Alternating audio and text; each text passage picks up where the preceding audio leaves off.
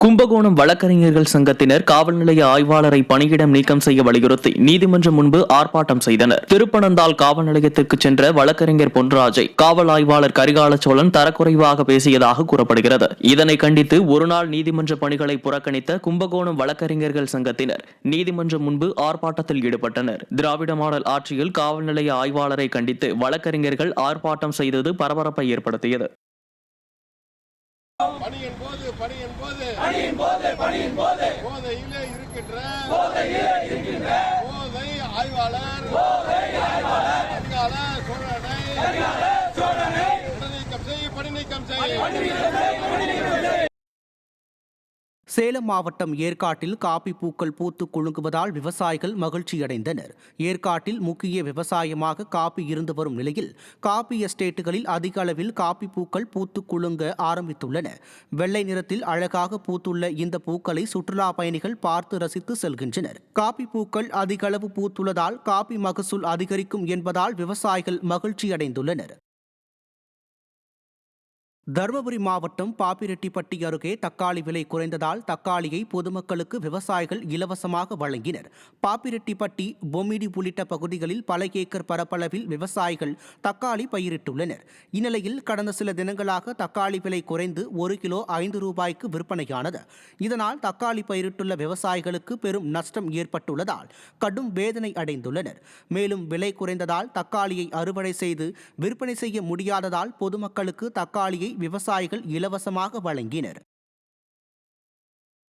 கடலூர் மாவட்டம் சீர்காழி அருகே இருசக்கர வாகனம் மீது லாரி மோதிய விபத்தில் கல்லூரி மாணவர்கள் 2 பரிதாபமாக உயிரிழந்தனர். கவரப்பட்டு வீரன் கோவில் திட்டு பகுதியைச் சேர்ந்த செல்வம் மற்றும் மயிலாடுதுறை மாவட்டம் கொள்ளிடம் ஐயனார் கோவில் தெருவைச் சேர்ந்த புவனேஷ் ஆகிய 2 புத்தூரில் உள்ள அரசு கலை மற்றும் அறிவியல் கல்லூரியில் பயின்று வருகின்றனர்.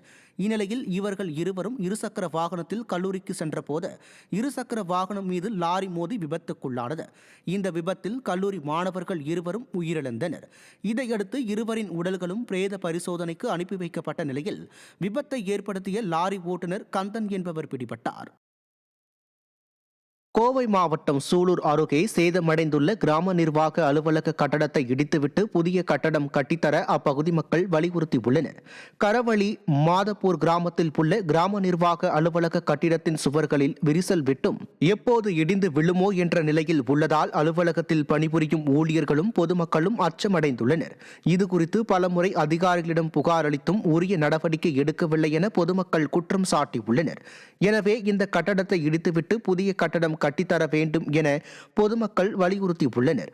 திறனற்ற திமுக ஆட்சியில் அரசு கட்டடங்கள் முறையாக பராமரிக்கப்படுவதில்லை என பொதுமக்கள் குற்றம் சாட்டியுள்ளனர். தென்காசி மாவட்டம் செங்கோட்டையில் பெய்த கனமழையினால் அரசு தொடக்கப்பள்ளியின் மேற்கூரை இடிந்து விழுந்த சம்பவம் பெற்றோர்களிடையே அதிர்ச்சியை ஏற்படுத்தியுள்ளது. தென்காசி மாவட்டத்தில் கடந்த 2 தினங்களாக மழை பெய்து வந்தது. இந்நிலையில் செங்கோட்டையில் பெய்த மழையால் ஆரியநல்லூர் அரசு தொடக்கப்பள்ளியில் தலைமை ஆசிரியர் இருக்கும் அறையின் மேற்கூரை இடிந்து விழுந்தது.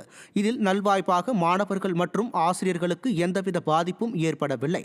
திறனற்ற திமுக ஆட்சியில் பள்ளி கல்வித்துறை பள்ளி கட்டடங்களை சீரமைக்கவில்லை எனவும் இதனால் தமிழகத்தில் பல பள்ளிகள் சிதிலமடைந்து காணப்படுவதாகவும் பொதுமக்கள் குற்றம் சாட்டியுள்ளனர். திருப்பத்தூர் நகராட்சி அலுவலகத்தில் நடைபெற்ற கவுன்சிலர் கூட்டத்தில் திமுக மற்றும் கூட்டணி கட்சிகளை சேர்ந்து 25 கவுன்சிலர்கள் நகரமன்ற தலைவர் சங்கீதாவை எதிர்த்து கூட்டத்தை புறக்கணித்து வெளிநடப்பு செய்தனர். 36 வார்டுகளில் 28 திமுக கவுன்சிலர்கள் உள்ள நிலையில் வார்டுகளில் அடிப்படை வசதிகள் வழங்கப்படவில்லை என்றும் தலைவர் குறைகளை புறக்கணிப்பதாகவும் குற்றம் சாட்டினர். பஞ்சாயத்து கூட்டத்தில் தலைவரிடம் சரமாரியாக கேள்விகளை எழுப்பி கடும் வாக்குவாதத்தில்